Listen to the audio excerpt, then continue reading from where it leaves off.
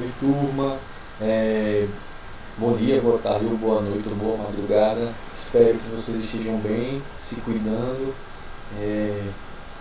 Hoje nessa videoaula a gente vai dar continuidade ao nosso conteúdo. O que a gente viu na aula passada foi o que? A gente viu dentro do reino protoptista, a gente concluiu, né, as características gerais dos protozoários, ou seja, quem são os protozoários. Então a gente viu lá as características gerais deles, né? A gente viu lá que eles são eucariontes, unicelulares, heterótrofos, vimos os seus principais grupos, né?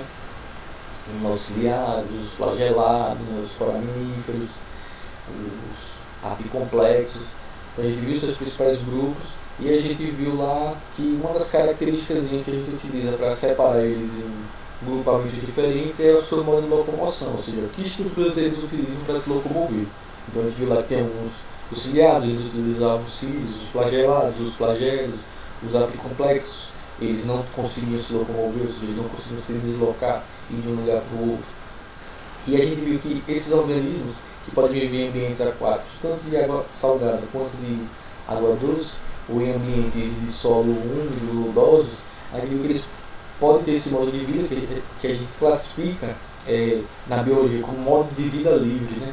Eles vivem como indivíduos livres, indivíduos que, independentemente, eles vão manter o seu ciclo de vida, desempenhando suas atividades comportamentais diárias. E eu falei que existiam vários grupos de protozoários dentro desse reino que são parasitas, ou seja, que eles necessitam parasitar outros seres vivos para desempenhar suas funções, ou seja, eles só conseguem viver se eles parasitarem outros seres vivos. Então a gente classifica essa relação parasitismo, ou seja, o parasitismo é uma relação ecológica que ela é interespecífica. Isso significa dizer o quê? Uma relação ecológica interespecífica. Significa dizer que ela envolve indivíduos de espécies diferentes, certo? Ou seja, um organismo se aloja no corpo de um outro organismo de uma outra espécie, certo? E a partir disso ele vai roubando os seus nutrientes, vai roubando parte daquilo que aquele ser vivo se alimenta. Então a gente chama de parasita esse que se aloja no corpo do outro indivíduo, e esse outro indivíduo que é parasitado, a gente chama ele de hospedeiro, certo? O parasitismo ele pode ocorrer na parte externa do corpo do ser vivo, por exemplo, como carrapato, piolho, ou ele pode viver no interior do corpo do hospedeiro, ou seja, do organismo que é parasitado, que é o caso dessas parasitoses que a gente vai ver agora nos protozoários. Elas são chamadas de endoparasitas, certo? Ou seja, endo significa dentro. Então são parasitas que parasitam o interior do corpo do hospedeiro. Então os casos que eu vou apresentar aqui para vocês são casos de protozoários que são endoparasitas de vários seres vivos, certo? O parasitismo, dentro da classificação das relações ecológicas, a gente diz que o parasitismo não é uma relação ecológica desarmônica. Isso significa dizer o quê? Que pelo menos um dos organismos envolvidos nessa relação, ele é prejudicado.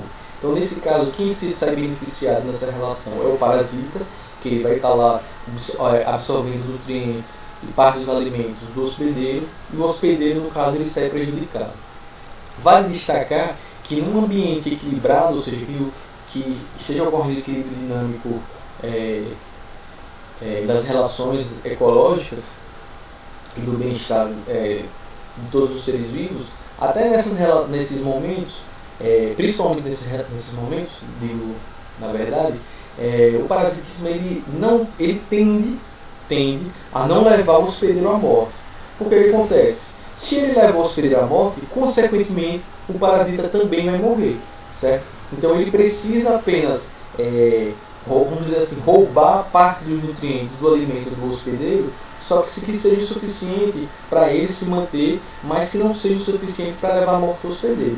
E se o hospedeiro morre, consequentemente, ele vai morrer também, ele vai junto, já que ele necessita desse outro organismo para ele sobreviver. Então é uma tendência que o parasitismo não leve à morte do hospedeiro, porque seria a morte do parasita, certo? Em alguns casos, obviamente, ele leva à morte dos indivíduos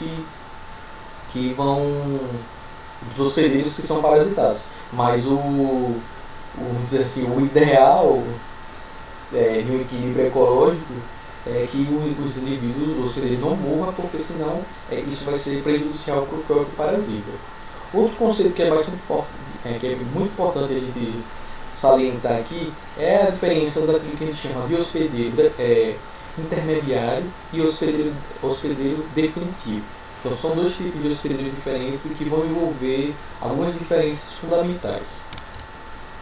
O hospedeiro definitivo, ele vai ser aquele hospedeiro em que o parasita, você vai encontrar o parasita no seu formato, vamos dizer assim, na sua forma adulta, na sua forma de maturidade sexual, ou seja, onde muito provavelmente ele vai realizar a sua reprodução do tipo sexuado. Então aí a gente diz que a gente classifica esse hospedeiro como hospedeiro definitivo, certo? Então o hospedeiro definitivo é aquele organismo em que o parasita encontra-se no seu estado de maturidade ou que geralmente ocorre a reprodução sexuada.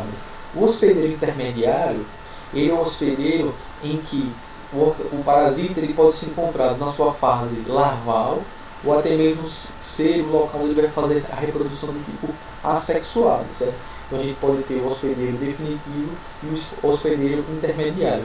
Nem todos os tipos de parasitas eles têm os dois tipos de hospedeiro, às vezes eles só têm o hospedeiro definitivo. Mas alguns grupos que a gente vai estudar hoje, na aula de hoje, que eu vou mostrar em futuras aulas, a gente vai ver que vai envolver os dois casos, o hospedeiro definitivo e o hospedeiro intermediário, certo? Outro conceito para a gente entender a ideia de parasitismo é que existe também um outro conceitozinho que a gente chama do vetor do parasita, certo? O vetor do parasita é um outro ser vivo, ou seja, um organismo vivo que transporta o parasita até o seu hospedeiro, certo?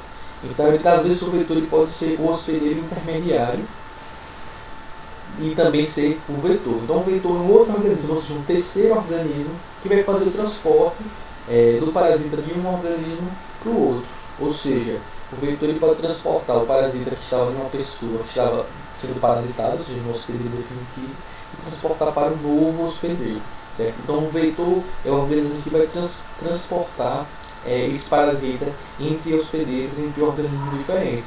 A gente como exemplo, por exemplo, o Aedes aegypti. O Aedes aegypti é o vetor do vírus que causa a dengue, certo? Veja, o vetor não é o causador da doença. O vetor é um organismo que transporta o outro organismo que vai causar a doença ou vai causar a parasitose, certo?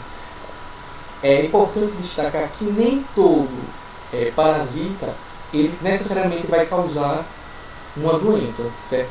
Às vezes tem uma relação de parasitismo em que o organismo, o hospedeiro, ele não fica doente, e às vezes temos uma série de parasitas que causam doenças em seus hospedeiros.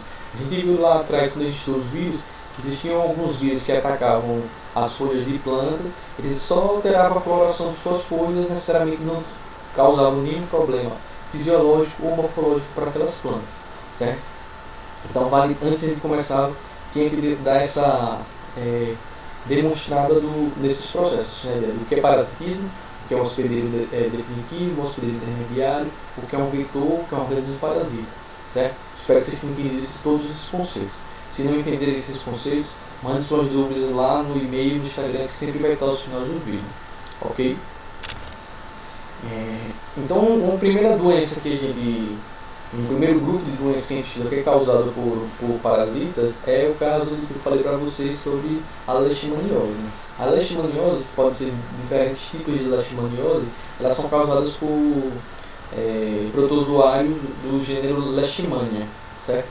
Esses protozoários são flagelados, certo? Então eles são lá do grupo dos zoomastigóforas e esse grupo eles vão causar várias doenças diferentes. Por exemplo, a gente tem a leishmaniose que a gente chama de calazar, certo? Ela vai ser causada porque ela atinge principalmente o fígado e o baço dos hospedeiros. Então, no fígado e no baço, esses organismos eles vão se reproduzindo, ele causa inchaço do baço, inchaço do fígado, falta de apetite, febre, dor pelo corpo, certo? Em muitos casos até pode levar à morte do indivíduo. A calazar, ela pode atingir alguns cães também. A gente vê muitos casos disso, principalmente em Calazar, falando sobre os cães. Ela vai ser transportada de um indivíduo para o outro a partir de um vetor que a gente chama de mosquito palha ou maruim, certo? O gênero é o Leishmania chagas, ou seja, a espécie de parasita de protozoário que causa essa leishmaniose, que a gente chama de leishmaniose visceral, né? Ou Calazar. Ela pode ser tratada com uma série de medicamentos, mas ela pode levar à morte dos indivíduos. Né? Outro tipo que a gente tem de leishmaniose, que é a leishmaniose tegumentar, ela é causada pelo Leishmania brasiliensis. No caso desse tipo dessa doença, né, que também é causada por parasita similar, mas do mesmo gênero, mas de espécie diferente, ele também vai ter o vetor, o mosquito palha, né, e a diferença deles é que ele vai atingir a pele, por isso que ele tem o nome de leishmaniose tegumentar. Ela causa erupções na pele, grandes feridas enormes, e pode causar alguns problemas de saúde. Agora só em casos muito graves ela pode levar à morte do indivíduo, certo? Não vou botar a foto aqui porque ela é uma foto meio grotesca, mas quem tiver curiosidade, ela é meio forte, assim, as mais. É uma ferida bem feia que faz na pele das pessoas. Quem tiver curiosidade pode dar uma olhada no Google, mas só para quem tem curiosidade, não tem problema em ver essas imagens mais fortes. Eu prefiro não colocar para não ter, como os vídeos eles ficam no YouTube, né? Depois eles podem ter algum tipo de restrição e vocês possam não ter acesso a esse material.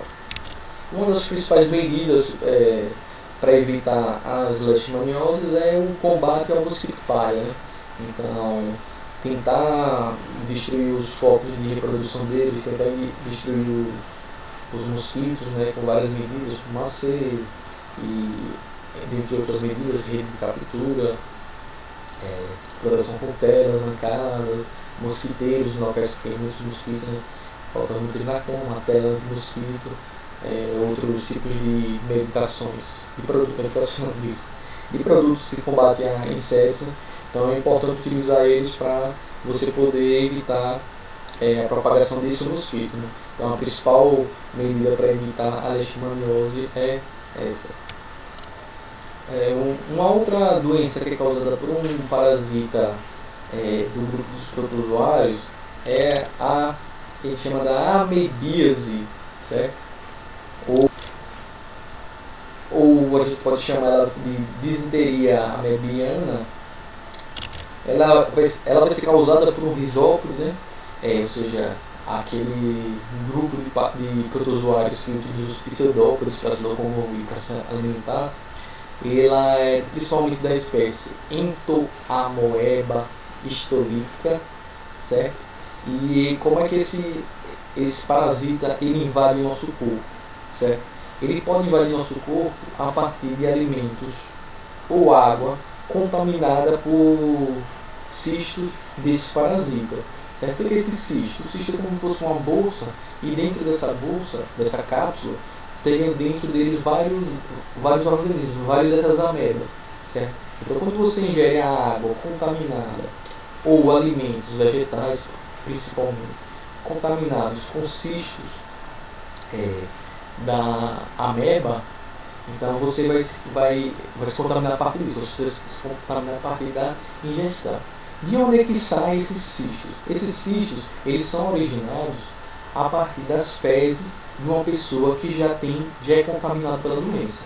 Então, às vezes a pessoa faz as suas necessidades fisiológicas em locais indevidos, e essas fezes que vão conter vários desses cistos, elas podem contaminar fontes de água e alimentos.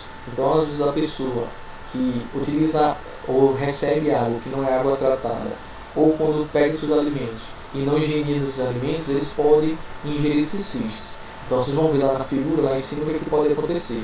Então se tem lá o cisto maduro 1, você ingere eles a partir da alimentação contaminada ou da água. Esses cistos, eles vão se alojar, vão chegar lá até o intestino, olha lá na figura 2, né, o intestino delgado, o azulzinho lá, e na figura, esses cistos eles vão furar a parede do intestino, vão se alojar em glândulas e ela vai liberar essas amebas. Então essas amebas elas vão começar a se alimentar de sangue e das células intestinais, certo? E lá no intestino grosso eles vão começar a fazer a sua multiplicação, ou seja, elas começam a se reproduzir e começam a gerar novos cistos. Então ela forma esses cistos se tornam maduros, ou seja, cistos com outras amebas jovens no seu interior, e esses cistos eles vão sair quando a pessoa fizer cocô, né? Então quando ela fizer lá suas necessidades fisiológicas, quando saírem as fezes, elas vão sair cheias de cistos, certo? A ameba, assim, entre uma a cada 10 pessoas, ou seja, uma a cada 10 pessoas apresentam os sintomas da doença, certo? Às vezes febre, anemia, mas na grande maioria dos casos as pessoas elas são assintomáticas, ou seja, ela não apresenta sintomas da amebíase, certo? A amebíase você combate ela com os medicamentos até simples que destroem elas, e ela geralmente, quando as pessoas apresentam sintomas, é o quê? Às vezes é dor na barriga, diarreia. Em casos mais graves, de uma infestação muito grande desse parasita, as pessoas podem, nas suas fezes, sair como se fosse umas leves hemorragias, ou seja, vai sair fezes com sangue, certo? Então, quais são as medidas profiláticas que a gente pode ter para evitar a amebíase? Ou seja, quais são as medidas que a gente precisa ter para não contrair a amebíase, as amebas e ter a doença amebíase? É o que? Sempre lavar os seus alimentos antes de ingerir, principalmente as verduras, lavar bem as mãos, que às vezes você pode entrar em contato com os cistos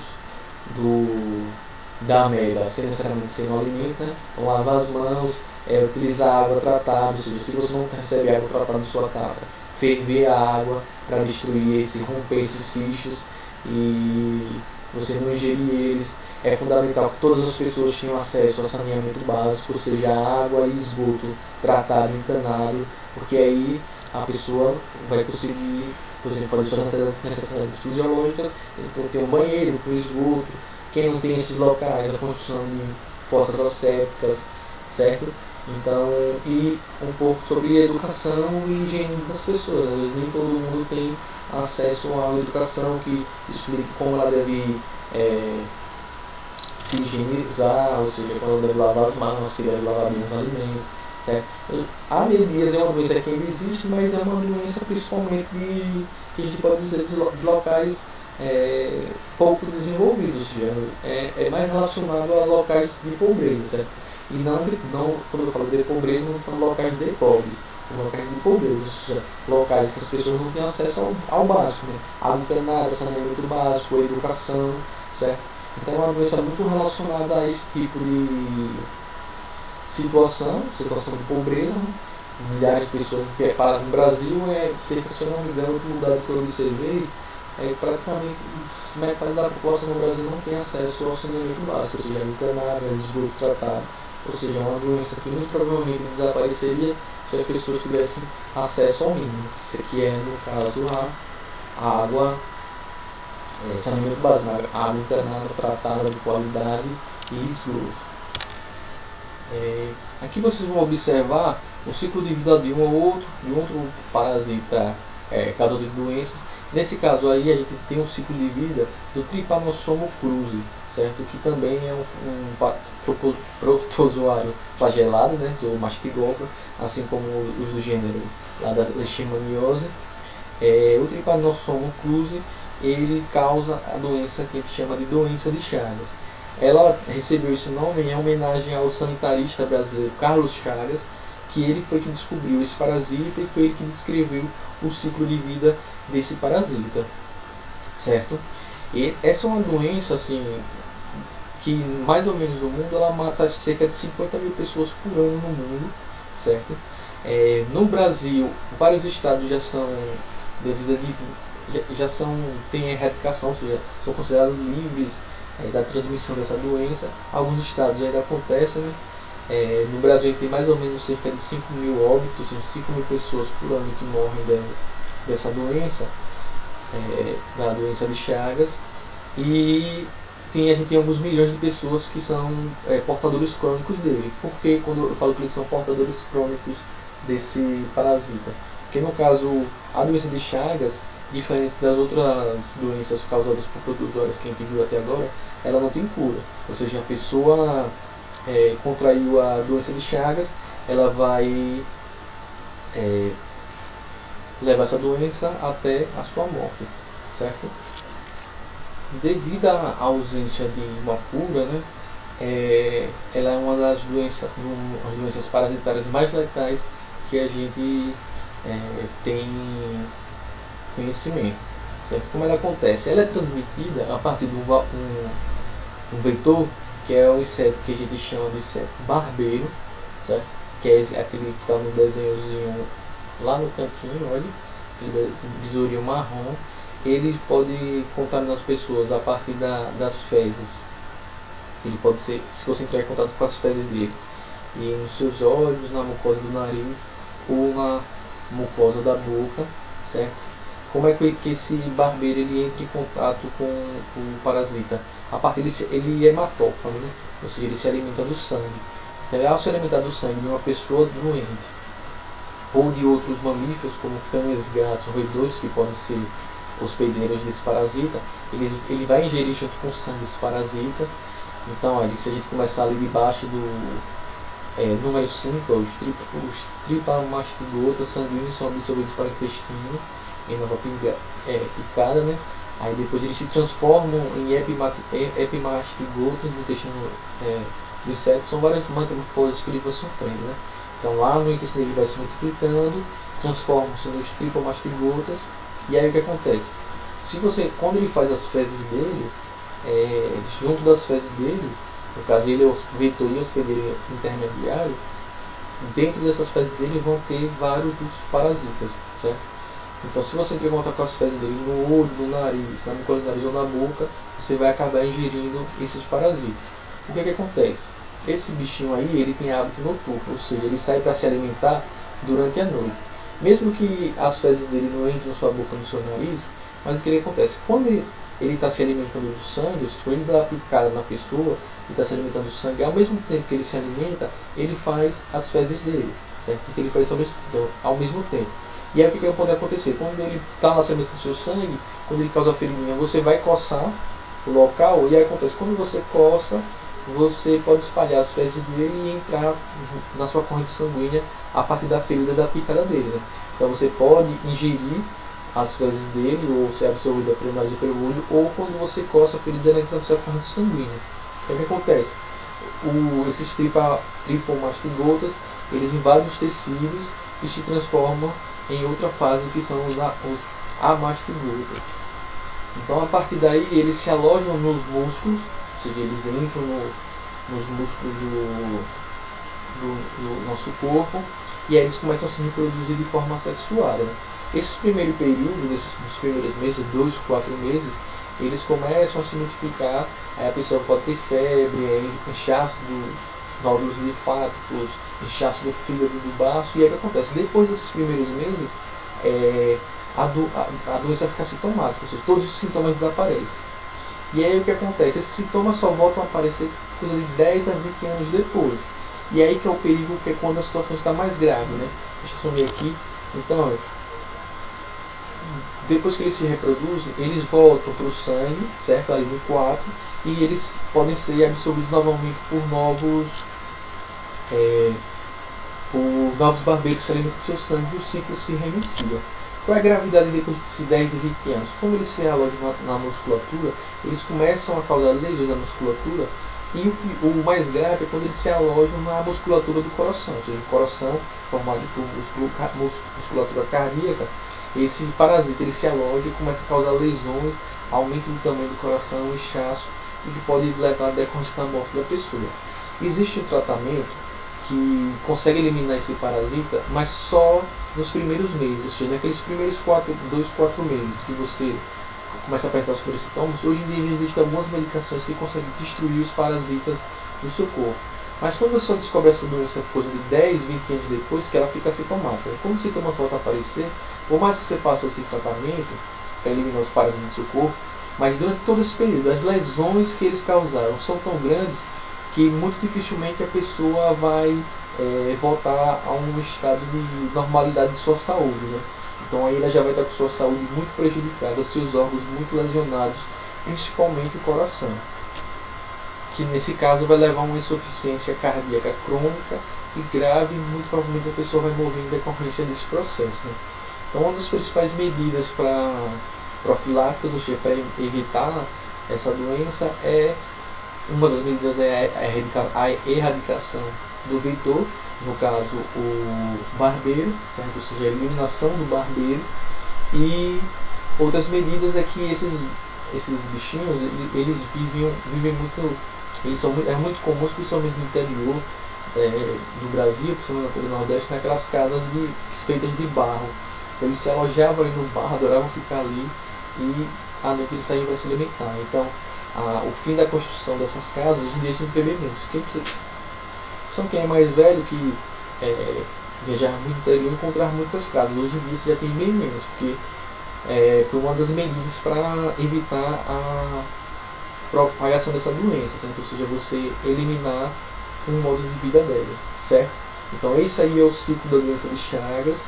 Que é importante você saber quem é que causa, ou seja, Trypanosoma cruzi, saber que ele é do grupo dos flagelados, saber que ele tem um vetor, quem é esse vetor, o que ele causa no corpo, se ele tem tratamento, se ele não tem tratamento, certo?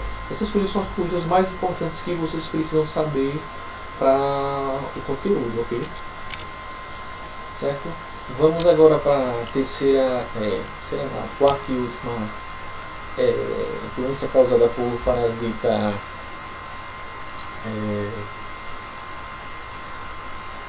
causada por protozoários. A gente vai ter aqui o ciclo de vida da doença chamada de malária. Ela é causada por um apicomplexo plasmódio, certo? O plasmódio, o gênero plasmódio, né, vai ter algumas espécies diferentes e que vão apresentar gravidades da malária distintas, né? Então você tem o Plasmodium malariae, ele causa a versão mais branda, certo, da malária, ou seja, uma malária que tem uma menor gravidade.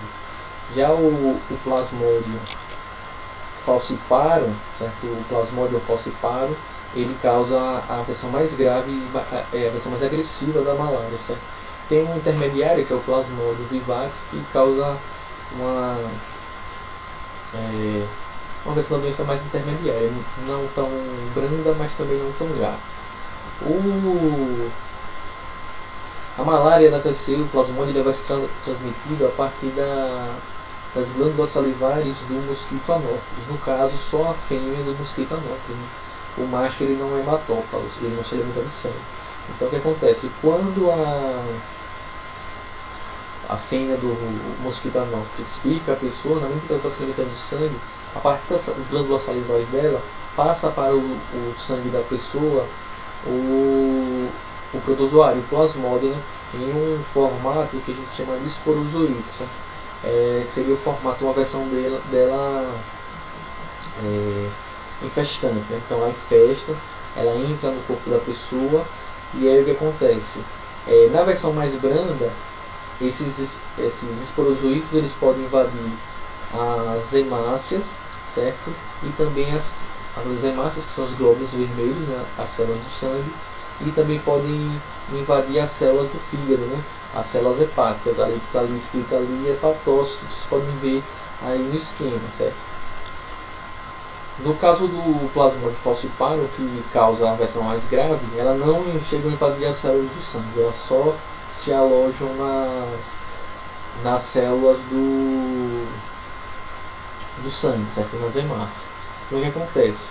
Quando eles entram, seja nas células hepáticas do fígado, seja nas células sanguíneas, eles começam a se reproduzir de forma assexuada, certo? Então elas se reproduzem de forma assexuada, e aí essa reprodução ela pode gerar em cada célula cerca de 3, 4, 5 mil novos organismos. Esses novos organismos, na figura de vocês aí que eu estou trazendo, eles dizem que eles se transformam, a gente chama de trofozoítos, certo? Tem autores que defendem que esses trofozoítos na verdade seriam também os merozoítos, que a gente vai ver mais à frente. Então o que acontece? Esses trofozoídos ou merozoídos, eles invadem as células do sangue, e nas células do sangue eles começam a sofrer metamorfose e viram, ou seja, por reprodução sexual, eles começam a se multiplicar e se transformam nesses merozoídos. Então vamos lá com calma. Então tem alguns autores que dizem que essa fase de trofozoíto ela não existe, certo? Eles já sairiam nesse primeiro momento como trofo ou como merozoítos, ou seja, eles passariam de esporozoítos, que é essa versão infectante, para o merozoíto, que seria a versão deles já que começaria a se multiplicar dentro do organismo, certo? Dentro do hospedeiro ser humano. Então o que acontece? Os merozoítos começam a se reproduzir dentro das hemácias, certo? Então só para tomar cuidado, certo? Os merozoítos eles só se multiplicam dentro das hemácias. Os esporozoítos, quando na versão mais branda, eles vão para as células do fígado e para as células do sangue. A versão mais falciparo só vai para as hemácias. Quando eles viram os merozoítos eles só aparecem exclusivamente as hemácias, as células do sangue. Então o que acontece? Eles entram dentro das hemácias, começam a se multiplicar, né? Então eles vão formar versões maiores, né? Então coisa de 8 a 16 novos indivíduos a cada hemácia. E aí o que acontece? Quando eles terminam esse ciclo reprodutivo deles, rompem a membrana da hemácia, voltam para o sangue, infestam novas hemácias, se reproduzem de forma sexuada nessas novas hemácias. Elas rompem novamente essas hemácias, vão para novas hemácias. Então eles ficam fazendo esse ciclo, como vocês conseguem ver ali, o ciclo de romper hemácias, invadir novas hemácias, gerar novos merozoítos, e vai fazendo esse ciclo sem parar. Esse ciclo, ele dura na versão mais branda, certo? Então, do plasmódio malária, ele dura mais ou menos a cada 72 horas isso acontece. Ou seja, aí o merozoíto entra na hemácia, se multiplica e se rompe. Então, desse período em que ele entra na hemácia até ele romper as hemácias, demora cerca de a cada 72 horas. Na versão mais grave do plasmódio falciparo, ele vai fazer isso a cada 48 horas. Como é que sabe o que é isso? Eles fazem isso de forma coordenada, ou seja, eles entram nas hemácias, rompem as hemácias de forma coordenada. Então o que acontece? Esse processo de ruptura das hemácias, ele vai liberar uma série de toxinas no sangue, e aí vai gerar um dos sintomas que são mais característicos da malária, que são as febres altíssimas, chegando a 39 ou até chegar a passar em 40 graus Celsius. Né? Então a cada novo ciclo desse de ruptura de hemácias e liberação de novos merozoítos, a pessoa vai ter essas características de febre altíssima, né? Na versão mais grave a cada 48 horas, nas versões mais brandas a cada 72 horas. Em alguns casos, os merozoítos eles se tornam mais maduros e vão formar um gametócito masculino e um gametócito feminino.